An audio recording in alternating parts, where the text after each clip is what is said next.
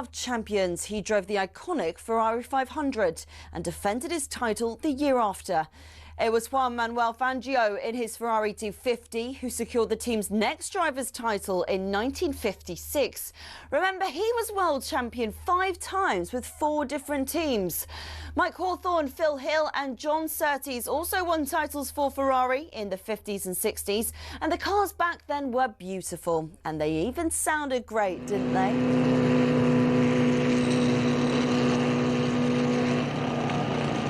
Anyway, Ferrari went 11 years without winning a title until Niki Lauda won in 1975 in the iconic 312T.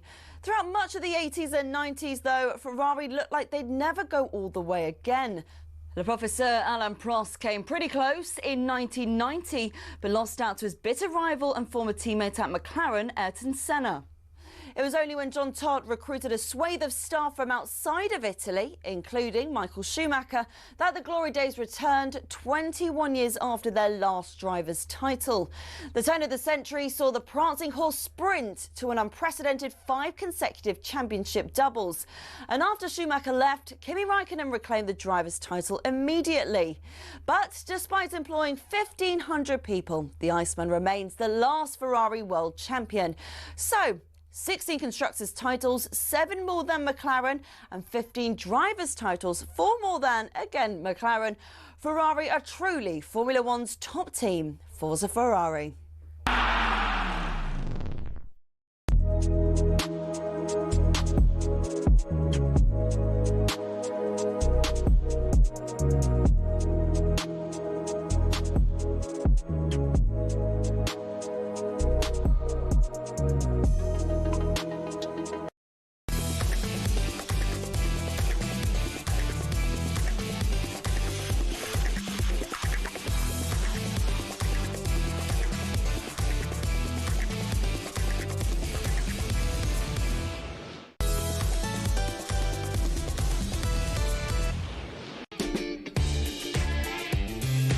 Good morning, how's it going this Friday? This is Early Breakfast here on TalkSport. Shebahn Aherne with you. Forest fans, come out from under the bed. Join us on the show this morning. What the heck is happening up in Glasgow as well? Where do we start? We're building up to TalkSport Breakfast back at 6 with Alan Brazil and Ray Parlour. But here's what's coming up here over the next hour with our Nick. Good morning, sir. Yeah, good morning. Happy Friday. We're starting in, well, it is for some of us anyway. We'll start in Nottingham, where Forest fans sang Sacked in the Morning at Big Ange. We'll take a look at that Rangers and Celtic fallout. 2 more defeats for the Glasgow sides. And celebrate Crystal Palace's unbelievable unbeaten run. Best team in Europe? Maybe. As always, you can get involved on the usual number 03717 223344 or text us on 81089. Wonderful. This is Early Breakfast here on TalkSport with Adrian Flux. Insurance for the individual. Find out more. adrianflux.co.uk. Nick Ellerby, how have you been? I've been all right. Do you know what? I'd like to start with one of the most delicious headers I've ever seen. Munoz for Crystal Palace. I don't know if you saw the first goal. Yeah, unbelievable. I do like a headed goal. My favourite ever is that Robin van Persie for the Netherlands at the World Cup in Brazil. Do you remember that one against Spain? I'll Google it. Where he kind of had to check his run. It was a ball from Danny Blint on the left. He had to kind of check his run, and then it was a diving and looped header over the keeper. A loop header is...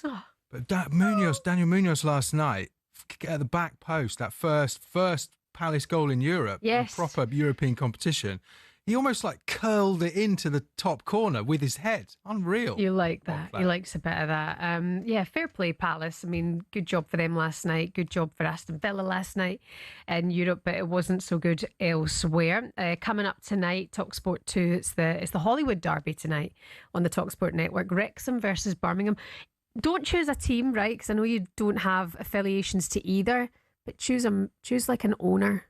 Choose an owner. If you have to choose Brady or Reynolds and McElhenney, who are you going to go for? I think Reynolds and McElhenney. I've been to Wrexham and I've seen the effect that they've had on that city. Everywhere you go, they absolutely love them. I was doing a piece for Times Radio up there about politics, actually. But everyone was telling me if Ryan Reynolds ran for the local MP, he would get in on a landslide. Yeah, true, he's done so much, haven't they? They've both done a lot, actually, for Wrexham. It's looking good. That's live for you on TalkSport 2 tonight. We're discussing in the office which Hollywood actors could play championship managers. I reckon Christian Bale would do a good Nathan Jones. Yeah. Intense. He's Welsh as well, isn't he? So he's got the accent already. That works nicely. I was thinking Paul Dano maybe as Phil Parkinson. It's something of Andy Serkis and Will Still. I can see a slight resemblance. A little bit of that, yes. I mean, Andy Serkis is a bit older than Will Still. A little bit older. I don't think Will Still. Thank you for that. And also, Will Still's got more ginger hair than he has dark hair. Serkis is. Oh yeah, but I don't know if you've heard of hair dye. You've heard of that, right? Yeah, but I want authentic. I'm just thinking about facial. We need to represent more red-headed actors, Nick. Get in touch. 81089. Who would play Will Still in a Hollywood film? If they made a Hollywood film about the championship. Who's going to play Rob Edwards, though? We could have some fun with that one. Well, Brad Pitt's too old. Someone very handsome. Someone very. That's. We're on the same page. Yeah. Don't worry, I'll have a good think about that. Chris Pine. Yeah, he's nice, isn't he? He's a nice-looking man. Yeah. Yeah, okay. Glad we had that chat. Good. 81089, let us know which which Hollywood actors could play your championship manager. Let's get on to the bad news now, shall we? It's sacked in the morning all over the back pages for Ange Postecoglou today. Defeated last night at home by Midtjylland in Europa. It's ended 3-2 there. Forest fan calls for Postecoglou to be sacked in front of Marinakis, the owner of the club. Ange hit with sack chants. He's well used to them, isn't he, in this country? And also back page of The Sun, gatecrasher Sir Gareth's huge doubts over taking Man United job. All the details coming up in the papers with Nick very, very soon.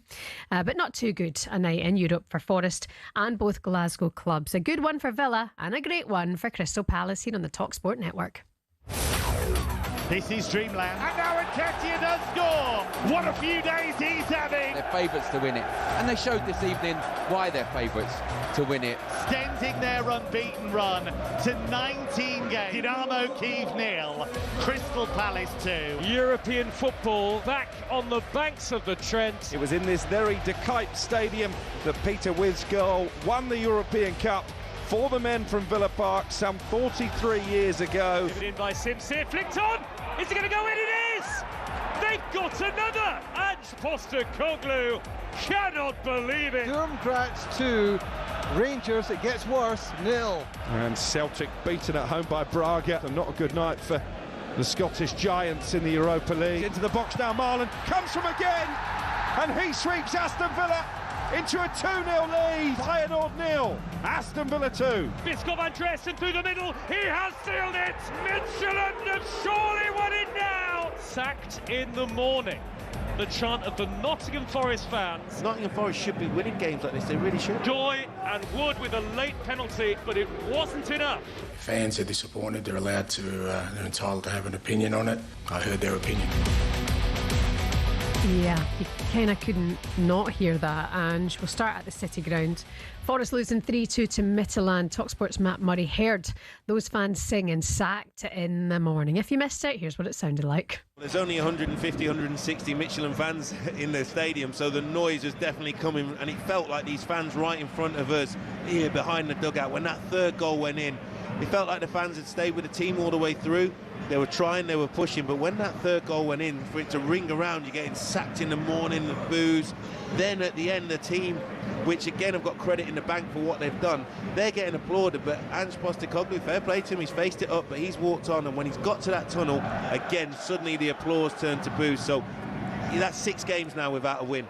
It's the first European night in nearly 30 years under lights here at the City Ground, and it's the way they've lost to Midtjylland is they were not happy with that. And if you think of Nuno Espirito Santo, if he'd been still in the dugout there at Forest, I actually think it would have been a very different outcome. After the game, Ange was asked if he was surprised about how the fans have turned against him already. Nothing surprises me anymore in football. I guess it's just the climate we're in where, it seems that's the way things are going. But look, that's something I can control. My responsibility lies to make sure that we try and get some wins for this football club and progress it. And that's what I'll be focused on. I mean, when you think he started at Spurs, he started very differently, didn't he? He absolutely lit it up when he arrived in the Premier League, and then that changed it. Nothing good lasts forever, and especially in football. But can he turn it around at Forest? I mean, I'm feeling doubtful. And I hate to say that because I'm a bit admirer of Ange and everything he'd done at Celtic, but he's the first Forest manager in over 100 years not to win any of his first 6 games in charge. And since Big Ange came in for sacked Nuno, no Premier League team has conceded more goals than Forest at 13. All bad stats under Big Ange at Forest. On the sports bar, Spurs fan Jamie O'Hara said Big Ange has made Forest Spursy. Problem with Ange, it's what comes with him, with all the statements he come out with last season and the stall he set out with Spurs and the way he wanted to play. We were a laughing stock. People laughed at us, and you know, and he's taken that with him to Nottingham Forest, and yes, hasn't he? He's done exactly. You know, the fact that he ain't got off. He's taken all the banter that Spurs had. Yeah, and he's made Nottingham Forest Spursy. It's just who we are, mate. That's what he's done. Terrible. Nottingham Forest to Spursy. Jay, that's a terrible thing to say. It's true. They've got Big Ange in, and Spursy's been moved to Nottingham Forest. Jason Cundy's little sarcastic in there made me smile. Do you know what? I actually said it at the weekend on Weekend Breakfast. I feel that Ange is making Forest a little bit Spursy, you know, in the fashion that they're losing games as well. A lot of unhappy Forest fans. I mean, you were just over the moon, weren't you, last season? You can get in touch this morning. How are you feeling about this? Really, does he deserve more time to turn it around? Or have you seen it all and have you seen enough already? That number is 03717 223344. We can have a little chin wag about Ange and where you're at. Anthony, the Forest fan, had his say on the sports bar last night. He wants him gone immediately. If I've just got a new job, right, and after 5 weeks I've stanked the place out, I won't even pass my probation. And I know what you're saying, will he go before Halloween or will he go before Christmas? I don't want him to go past midnight because, honestly, he's not up to the job. Honestly, I have to agree with these fans as well. I don't know if it's going to work out with Ange at Forest. I don't know now if he's good enough. And yes, he did good things at Spurs delivering a trophy, but in terms of the league campaign, it was an absolute disaster. A couple of things, you know, all of these pictures and all of the close-ups yesterday of the owner, Marinakis, sitting there with his face like thunder, his bottom lip tripping him up. You knew what you were getting into when you hired Ange Postecoglou to come in as your manager of the club, when you sacked Nuno. And you look at the losses, the 6 losses that he's had already. Arsenal, Swansea, Burnley, Betis, Sunderland, Midtjylland in Europe, in the Cup and in the Premier League. The next 6 games do not look winnable for Ange and this Forest side. They just don't. They've got Newcastle away, Chelsea at home, and then Porto in Europe as well. So it's not looking promising. But Forest fans, it's over to you. Do you think Ange deserves another 6 games, or have you seen enough already? 03717 223344. If we have to, then we'll just touch on Glasgow real quick and then we'll move on. One of the worst decisions, one of the worst VAR decisions ever in VAR's awful history happened last night. All thanks to Celtic. David Tanner, though, he was watching Rangers at Stromgras in Austria. In fact, it's a second goal for Sturm Graz. The ball is in the back of the net right this minute. Your timing's perfect. It's scored by Otar Kitishvili, the Georgian international playmaker. His 6th goal of the season. It's Sturm Graz 2, Rangers, it gets worse, 0. And Celtic beaten at home by Braga already tonight by 2-0. So not a good night for the Scottish Giants in the Europa League. One of the worst decisions we've ever seen. We will come to Brendan Rodgers later on in the show. Ian Acho, a decision to disallow his equaliser against Braga. I said it was absolutely awful. The worst decision that he's ever seen. Brendan Rodgers seeking for answers there from UEFA as well. Said it was a handball. It hit Ian Acho's face. If you haven't seen it, you have to go look it up now.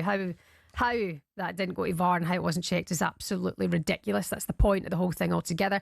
Let's go back quickly to Rangers, shall we? Russell Martin defiant that his team have a mentality problem, not a tactical or technical one. Rate yourself, pal. Rangers have just 5 wins from 16 under Russell Martin, and he's sounding like a broken record. He spoke to broadcaster TNT after the game. We gave up chances from set plays early on, not an open play. No. Open play late on in the game when we're trying to get an equaliser, and of course there's going to be space. So I just said it's a mentality thing. But why and how do you fix it? Well, we have to look at it. We need to be brighter. They need to help each other more. So we have a lot of young men, but have to learn really quickly. Yeah. Are you learning? I mean, I guess you are. about yourself, about your players, about this challenge? Always. Yeah. What did you take from tonight then? What? How do you turn this into something worthwhile? Yeah. We have to improve the mentality quickly because it's not a technical problem. The mentality in the second half was brilliant. To compete, to fight, to run. We don't do that in the first 20 minutes, so we paid a price for it. Rangers fans, feel for you this morning. Another loss. As for Celtic in Europe, it's not looking promising. And Forest fans, have you seen enough of Ange? 03717 223344. This is Early Breakfast on TalkSport with me, Shebahn Aherne, and Adrian Flux. Insurance for the individual. Find out more, adrianflux.co.uk. Coming up next, we'll talk about something positive. Crystal Palace, good morning.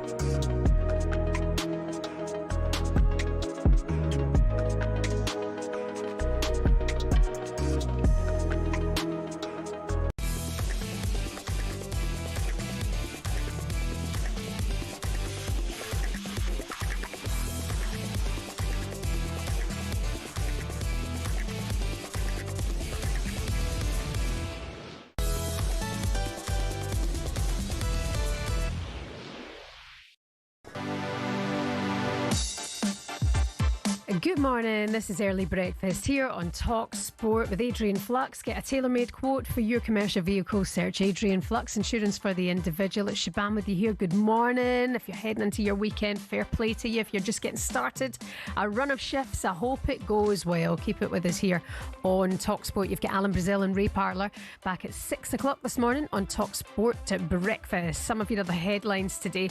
Defending champion Max Verstappen will be looking to gain further momentum in the battle for the Formula One world title when the Singapore Grand Prix gets underway today. Having won the last 2 races, the Red Bulls now 69 points off current championship leader Oscar Piastri. Chelsea can open up a 5-point advantage at the top of the WSL with a victory away at Manchester United this evening. Sonia Bonpastor's side are aiming to make it 5 straight wins at the start of their latest title defence. And also the San Francisco 49ers beat the LA Rams 26-23 in Thursday night's NFL game. Here's how that winning moment sounded live for you over on TalkSport 2. This is your ball game right here. Stafford turns, gives to Kyron Williams over the right side. He didn't get there. Kyron Williams is stopped short, and the San Francisco 49ers win it in overtime. 26-23.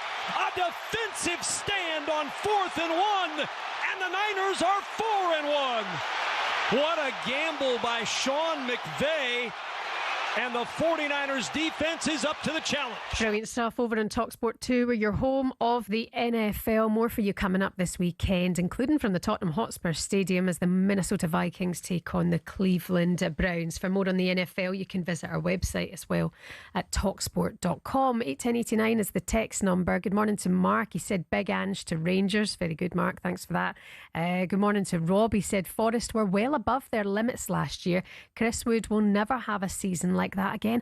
I wouldn't speak too soon about Chris Wood. It's delusional to think Forest can be consistently top 6 with the squad. Rob, thanks for your message. And we're taking your text as to who would be, which Hollywood actors would play your championship manager. That's because, of course, it's the Hollywood derby tonight. Wrexham take on Birmingham. Mike, the Cov fan, says Henry Cavill as Frank Lampard because he's our Superman. That's real cute. 03717 223344 is the number, by the way. We're going to hear from Forest fans this morning. Where are you at with Big Ange? Is it Ange in? Does he deserve another 6 games? Or is the writing on the wall? Have you seen enough already? You know what to do. Give us a call. Let's focus on the positives now. Palace fans are glad all over this morning. Another victory, this time away in Poland against Dynamo Kiev in the conference in this last year. Their last defeat, Crystal Palace, was in mid-April when they were hammered 5-0 at Newcastle. They've only actually lost 4 of their last 37 games. It's a phenomenal record. And of course, Oliver Glasner has delivered the FA Cup, the Community Shield this year already. First major trophies in the Eagles' history. They're 3rd in the Premier League. 18 games unbeaten in all competitions. That is a joint club record. And it's the longest current unbeaten run in Europe's top 5 leagues. It is a good time to be a Crystal Palace fan. Isn't it just? 19 unbeaten now, and I know I get mugged off day in, day out for having 2 teams that I support, but make it 3. Stick Crystal Palace in the mix, not only because I think Glasner's outstanding. My sister now plays for Crystal Palace, so I'm allowed to support Crystal Palace. But hey, Oliver Glasner, what a job he is doing. No contract wrapped up just yet. I'm sure Steve Parish is chatting on the door every day, mate, going to sign this. But listen, he is hot property. What a job he and that team are doing. Palace fans, you will be feeling glad all over. And if you didn't hear us earlier on, Nick was talking about Munoz's glorious header to open the account for Palace in Europe last night. Absolutely brilliant. It wasn't a perfect night though. Will Hughes did come off injured, and Borna Sosa was sent off as well. We're talking about Glasner and where he might be going next. Like we say, that contract's still not wrapped up. We heard he might have jumped before when he nearly lost his captain Mark Geahey in August. He came out afterwards and said that wasn't really the case. He didn't say he was going to walk if they'd gotten rid and sold Geahey. He said that was after his best player Eze went to Arsenal. But Man United, I mean, in the back pages today again with Gareth Southgate, apparently, and probably they'd be looking at Oliver Glasner to come to Manchester United. Oh God, the Man United story continues and rumbles on day in, day out. A tough week coming up for Ruben Amorim. Listen, you can get in touch with us this morning. Let's focus on Forest. Ange. Yanjin, Yanjao, 03717 223344. We're going to take a look at today's back pages now. Nick is coming in to be with us. It's all about Gareth Southgate, back page of the Sun. Sir Gareth's huge doubts overtaking Man United job. Nick, do you think there's really something in this here with Sir Gareth Southgate to Man United? Well, this is an exclusive on the back of the Sun, as you mentioned, by Samuel Luckhurst. He's saying Sir Gareth Southgate is worried he wouldn't get enough time to turn around things at Manchester United. I mean, it's like turning around an oil tanker at the moment. He's writing, this is Samuel Luckhurst in The Sun, Southgate is open to discussing taking over at Old Trafford should the club part ways with struggling boss Ruben Amorim. But Southgate reveals it could take up to 4 years to turn United back into Champions League contenders. So the last time we heard from Gareth Southgate talking about getting back into management is actually the most positive in terms of, because since the England job, he'd been talking about, I've got other things I want to do. He's been talking about trying to get young boys and girls off the streets and giving them positive things to do, and also combating a lot of negative energy and chat on social media, and that, he's sort of had that that he's been working on. But the last time I heard him speak, he sort of seemed to intimate that he was potentially looking at a job. So maybe he has been talking to people behind the scenes. But Manchester United is in such a mess. So it's saying here that he doesn't think he would be given the time. I mean, it's hard to say, isn't it? But is that job too big for anyone at the moment? It's just it's maybe one of the hardest jobs in club football in the world, right? It's the Man United job, especially now. If you look at Manchester United historically, right, they've got 20 Premier League titles, the same as Liverpool. But Liverpool have got 20 Premier League titles across about 7 or 8 managers, whereas Manchester United is only 3. Yeah. And actually, I mean, there was a guy, Ernest Manuel, way back when, which is so long ago now, it's all really not relevant. But since then, Sir Matt Busby and Sir Alex Ferguson are 2 figures at Manchester United that really controlled everything and basically carried the club on their shoulders. It doesn't work like that anymore in football. So, whether Manchester United are just sort of too unwieldy to manage, maybe that is the problem. Maybe nothing will get fixed until the Glazers are gone. There's a lot of reports in the papers today. When you look at the players who have left Man United over the last couple of seasons, does that point, like that bomb squad that Ruben Amorim made sure were out the door in the summer, all flying at the other clubs? But the weight of Manchester United is just different to any other club. It must be an absolute nightmare and such a heavy burden, yet a privilege to be part of, and Ruben Amorim, they threw their backing behind him. Omar Barada sought him out. It was reported that he was linked to Manchester City. He was the one they wanted. And, if they've said they're going to completely back him and trust him, they've let him spend money this summer. What I would say is that the players that he has brought in have been good. If that's been Ruben Amorim's signing, they have been good signings. Well, yeah, I mean, sorry to go over this again, right? But he's expensively assembled this team that he's trying to play this, 3-4-2-1 or 3-4-3, whatever you want to call it. And he's not got the players who can play the system. He's got players that he's asked for now. Oliver Glasner has lost his best player Eze this summer, and almost lost his captain Mark Gahey, but he's playing the same system and doing well with it. Completely agree, but I think we've all said, everybody here has said it, Ruben Amorim has to adapt, and he said he's not going to. So I think, well, then the problem there lies with you, Ruben, nobody else, if you're not going to adapt. I feel that he's lost everyone very, very quickly after what happened at Brentford, and I think it kind of went missing in the weekend because of the Ryder Cup. There was so much Ryder Cup focus that the Amorim stuff kind of went under the radar ever so slightly. I do not see Man United beating Sunderland at home. Well, but he needs a statement win. That's become a massive game now. A huge game. Huge game. Let's move on because we talk about Man United too much. Anyway, Alisson Decker on the back of the Star Sport. Liverpool, Alisson is facing 6 weeks on the sidelines. I mean, that is a big blow for the champions. After a scan yesterday, Alisson's set to be out until at least November. Will also miss key games against Manchester United. Maybe that's a gimme now. Real Madrid and Manchester City. Liverpool have also got to play their bogey team Crystal Palace again. So essentially rocking at the back. Love it. And some good news. Pubs get 1 a.m. extension for World Cup. This is Martin Ziegler on the back of the Times. Fans could be allowed to watch 11 p.m. matches. Pubs are set to allow to stay open because we've been talking about possibly those England games being moved to 1 a.m. kickoff times because of the heat out in the States. The government have said they're allowing pubs to open later would mitigate the effect of late kickoffs involving England and other nations on takings for pubs. We know pubs are struggling at the moment, so this is a boon for them. And there's going to be a meeting with police, local authorities and pub trade organisations, confirmation likely in the spring. Very good. It's just for me in my head, I felt that when I was younger and I used to go out drinking, pubs were always open till about 1 or 2.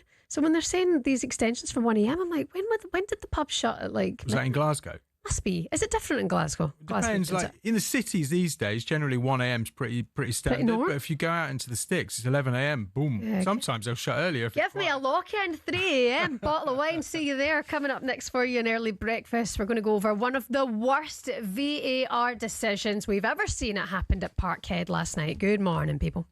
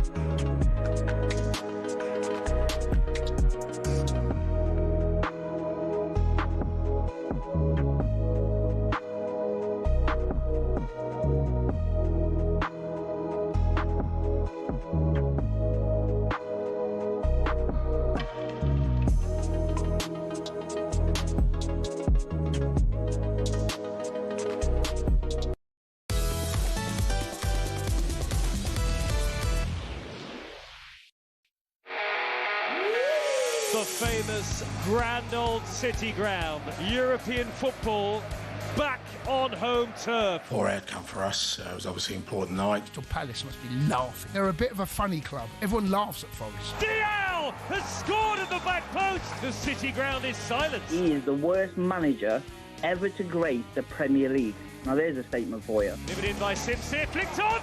Is it going to go in? It is! They've got another! That's Beck Sørensen was lurking. And what I see with Ange Postecoglou, he drains the life out of the players. If I was playing for him, I'd feel that way. My responsibility lies to make sure that we try and get some wins for this football club and progress it. Here come Midtjylland on the counter to seal it. Biskov Andresen through the middle. He has sealed it! He's got no discipline when it comes to set pieces, organising at the back, having a mentality of defending well and being strong as a team. Sacked in the morning. The chant of the Nottingham Forest fans. Fans are disappointed. They're allowed to, they're entitled to have an opinion on it. I heard their opinion. You've gone from Nuno, who had all of that, to the complete opposite. There are boos. You can hear them now as he walks down the tunnel. Ange Postecoglou. 6 games now for Ange Postecoglou. No victory. I really believe in sort of the process of what we're doing, and I don't think we're far away. Sacked in the morning. Yes, sacked in the morning. Good morning, it's Shebahn Aherne with you here on Early Breakfast on TalkSport. Another bad night at the office at Forest for Ange Postecoglou, the first Forest manager in 100 years without a win in his first 6 games. Fans, as you hear there live on TalkSport last night, chanting sacked in the morning. They lost 3-1 at home to Denmark's Midtjylland. Not good at all. So it was 3-2, wasn't it? They lost last night. Is it Big Ange out already at Forest? 03717 22 33 44 is the number if you want to have your say on that. He needs to turn it around, and he needs to do so quickly. And when you look at the games that they've lost in all competitions so far, it doesn't look like it'll be possible against Newcastle at the weekend. I don't think it's going to work out well for Ange Postecoglou. I really don't. Marinakis, the owner that we know is, some people say, passionate and hot-headed and, you know, puts himself on show for all to see, was sitting there with a face like thunder last night. A dug tuna wasp. You know, all those different versions of a sour puss. That's what they say in Glasgow. That was Marinakis last night as Ange got booed off. So we'll see what happens there. If anything happens, you'll be the first to hear it here on TalkSport. You can get more on our website at talksport.com. Some of your other headlines today, by the way: Britain's Sonny Cartal takes on Linda Noskova with a place in the semi-finals of the China Open tennis at stake. She heads into the match off the back of claiming her biggest career scalp, having beaten world number 5 Mira Andreeva in the last 16. And two sides in red hot form meet in the first semi-final of the Rugby League Super League playoffs this evening, as Wigan take on Lee. The build-up's been dominated by a dispute over ticket allocation. We'll have all of the updates there for you on TalkSport 2. And England get their Women's Cricket World Cup campaign underway today against South Africa. It's their first tournament since captain Nat Scriver-Brunt and head coach Charlotte Edwards were appointed. Edwards hopes they'll get the balance right in their tournament opener against South Africa today. We've got sort of 3 or 4 players who've playing in their 4th World Cup, 6 girls who are playing their first, and then a group of people who've had good experience. So I feel like we're really nicely set for that. Good luck to them. There's a bit of pressure on England women for the cricket because of everything that the other England women in sports have been able to do this summer. The Red Roses winning the Rugby World Cup and the Lionesses retaining the European Championships. Good luck to England's cricket women. Again, you can have all the updates here on TalkSport. Now, we've spoken about Big Ange and Russell Martin's miserable nights in Europe last night. But Celtic, not a happy place at the moment. Brendan Rodgers says he needs to find the solution to their lack of firepower. Last night's 2-0 defeat at home to Braga in the Europa League's the 5th time in all competitions this season. The Parkhead side have failed to score, but Celtic last night were on the end of one of the worst refereeing decisions of all time. Ian Atchell thought he'd scored, but VAR ruled it out, claiming the ball had hit his hand, despite replays seeming to show the ball hitting his head. Now, listen, it depends what side of the old firm maybe that you're on here when it comes to decision making. I've watched it time and time again in slow motion, in real time. That's not a handball. It's not a handball, and so much so it goes to the referee for when he's waiting from VAR. He's not been asked to go check the screen despite the length of the delay, and then the referee goes, sorry, it's not happening, it's not a goal, and touches his head. So you're not allowed to use your head anymore for a goal. It quite clearly comes off Ian Atchell's head. On the way up, does it kind of bounce off his shoulder? Yes, so can you not use your shoulder now and then up to the head? I'm so confused. Nobody knows anymore. Did Celtic do enough to win the game? No, I don't think they did, but it certainly could have put them back in there at Parkhead against Braga. It's just an absolute disgrace. Alan Brazil with us this morning. I'm sure he'll be pulling his hair out as well, what's left of it anyway. Celtic, I'd say, on the end of one of the worst decisions of VAR we have ever seen. It's absolutely disgraceful. Disgraceful. And that goal should have stood. Here's Brendan Rodgers himself. He's not happy. I felt we needed to change it at half-time, so we changed the structure of the team, come out on the front foot really well, had opportunities, and I don't know why the goal wasn't given. It's a real pivotal point in the game. We get the goal at one each, and then that breeds the confidence again, and so I don't know why, and haven't had an explanation as to why it wasn't given. So, but we continued to press, and the keeper's made a couple of great saves. We couldn't quite get the goal, and of course at 1-0 when you're chasing, we then concede a disappointing second goal. So very frustrating. Yeah, beaten 2-0 at home in Europe. Again, I feel that's a competition that Celtic could do really well in, but it doesn't look promising. That's an awful decision from them. The ball didn't hit my hand, it hit my face, and the referee even touched his head. So what is the handball rule? Nobody's got a clue. If you could explain that before 6, I'd be entirely grateful. Time now for the front pages with Nick. It's a front page throwdown. Oh, what a move! The front page is first on the early sports breakfast. TalkSport. Yeah, meltdown time. I mean, Rangers lost. Sorry, not Rangers. I don't care about Rangers. Sorry. What Rangers do is what Rangers do. They're in the mud as well. I mean, that's a refereeing decision. They lost by 2 goals, so it wouldn't have changed anything. It would have changed something. Let's because there was protest last night at Celtic lift Park. the mood?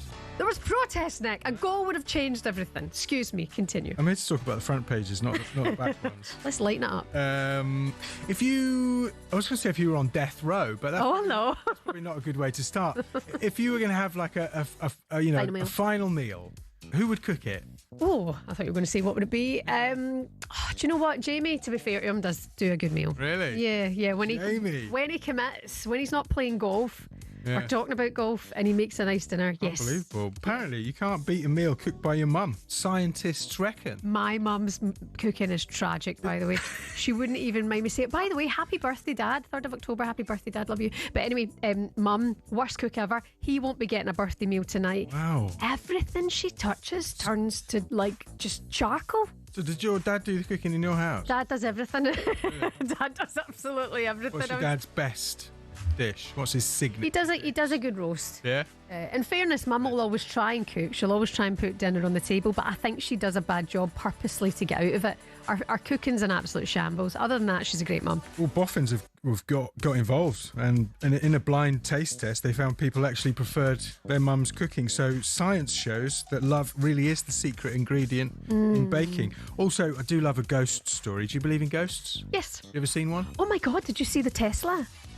The clip that's going around on TikTok this morning. So there's I haven't seen that one. A Tesla car. You know when they have the screen and it's the little people show they're nearby the car? Yeah.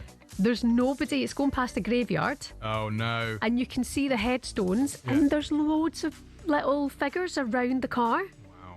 It freaked me out. I went, oh no. Well, a bloke, it says here in the Daily Star, was left spooked when a ghost invaded his hotel room at a wedding. Andy Maddox claims to have captured the poltergeist on camera. It began opening and closing a drawer. The clip's been viewed online 400,000 times. Oh no. You ever seen the ghost? See it. Yes. Where? In a hotel. Really? Yes. What happened? We were in Ennis at the Irish Dancing World Championships, Yeah. and I woke up in the middle of the night, and there was a guy. Dancing? No, he wasn't dancing. He scared the life out of me though, and he was in a cloak. And it turned out the next morning, where I was telling the receptionist, because I talk too much, and she said, "Oh, well, the Auburn Lodge is known as a haunted hotel." So maybe, and he looked unhappy. It was like he was raging that somebody was in his bed. Yeah. It weirded me out. You and were in his bed? It stuck. But no, I think it was like my mum. Oh, right. Yeah. It was years ago, Nick. It was my first ghostly encounter, but it made me believe. Do you believe? I saw a ghost ship once. I think it was something else. Well, that is a thing, apparently. The ones you don't need to wipe. Where about was a ghosty? No, a ghost ship. It was like a big wooden galleon. Right, I looked up. I was down the south coast, right? That's where I'm from. And I looked up and I saw this huge, when they have like reenactments? I saw this massive wooden galleon. I was like, what is that doing? They must be doing some sort of Spanish Armada festival or whatever. And then I looked away, carried on, looked back, it disappeared. Cannot explain it. I'm still thinking about ghosties. So satisfying. Sorry to bring the tone down. Yeah, well, we'll do it. We'll do it before Brazil arrives. You're listening to Early Breakfast here on TalkSport. Seriously, though, it's always good. It's always good naps. Coming up next, we'll build up to the live football here on the TalkSport network tonight. Good morning, ghosties.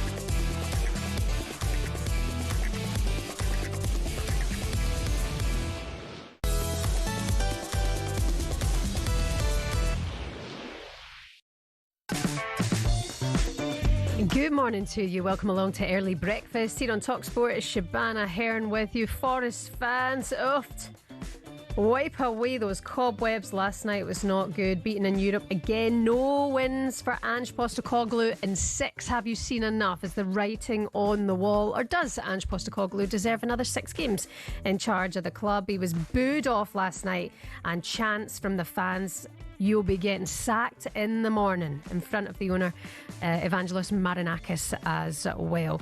Gareth Southgate is making back pages today, as usual. Someday Manchester United could burp and it makes the back pages. But today it's Southgate being linked to replacing Ruben Amorim. Sir Gareth's huge doubts over taking Man United job. Gate crasher Sir Gareth Southgate fears he would not be given the time to transform Manchester United into a force again if he became their next manager. That's an exclusive back page of The Sun today by Samuel Luckhurst. And that's something we've been talking about, because Ruben Amorim is under pressure, and if it comes to being given time, has he been given enough time to transform Manchester United? 03717 22 3344 is the number. A very good morning to Jane in Marbella. Good morning, Jane. How are you? Good morning, I'm good, thank you. Thank you very much for your call this morning. I hear you're a Crystal Palace fan, firstly, Jane. You must be in a very good place. Yes, I am, but I'm not ringing about our wonderful Palace. Oh, okay. Okay, let's not focus on the positives then, Jane. I am a great admirer of Sir Gareth Southgate. He did the best job in decades as England manager. However, he has not had Premier League experience. The only players he dealt with was English. He's not dealt with continental players. And his English success was being sacked by Middlesbrough. I don't know why he's been plucked out of the lid. Do you not feel, though, Jane, what we have seen from Gareth Southgate is that he can do the business in getting a team further? You know, he can get to finals. You can't take that away from him. And handling English personalities. I'm not taking that away from him. But what experience has he had with continental players worldwide? He's had none. Yeah. He's only dealt with English players. Yeah, no, you make a good point, Jane. Very true. Can I ask you what you're doing in Marbella today? You're just waking up in the sunshine. It's pouring here. It's not exactly wonderful here. However, yes, you want to know what one of my jobs, getting a puncture repaired on my car tyre. That brings me right back down to earth, Jane. Thank you very much for your call this morning, all the way in Marbella. Jane, the Palace fan, not for Sir Gareth Southgate to Manchester United. Also, good morning to Dan. Dan, Spurs fan? Oh, we've not got Dan, the Spurs fan, have we? Dan's not with us just now. By the way, the Premier League returns to TalkSport tonight. You've got Bournemouth versus Crystal Palace, and Leeds take on Tottenham. We're looking forward to this one.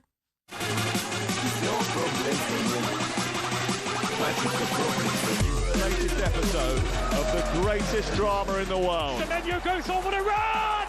What a goal! No, the challenge is to compete and to play in the same way. Lovely football from Bournemouth, the kind of free-flowing play that we've become used to seeing under Andoni Iraola. It's not easy to be so long in one football club. Wilson!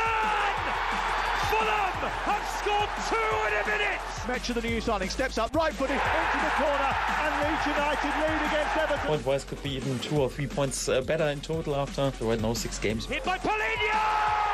He's put it in the bottom corner! Every game got its own life, every game got its own story. This is the Premier League.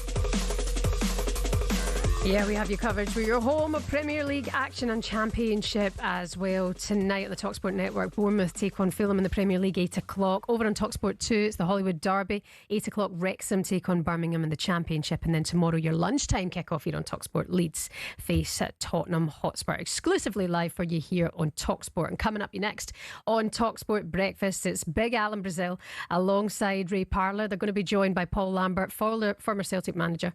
We'll review another defeat for Brendan Rodgers in Europe last night. And I'm sure Alan will be raging about the state of that goal that wasn't allowed for Iheanacho. Shocking from VAR. TalkSport Breakfast on the way next.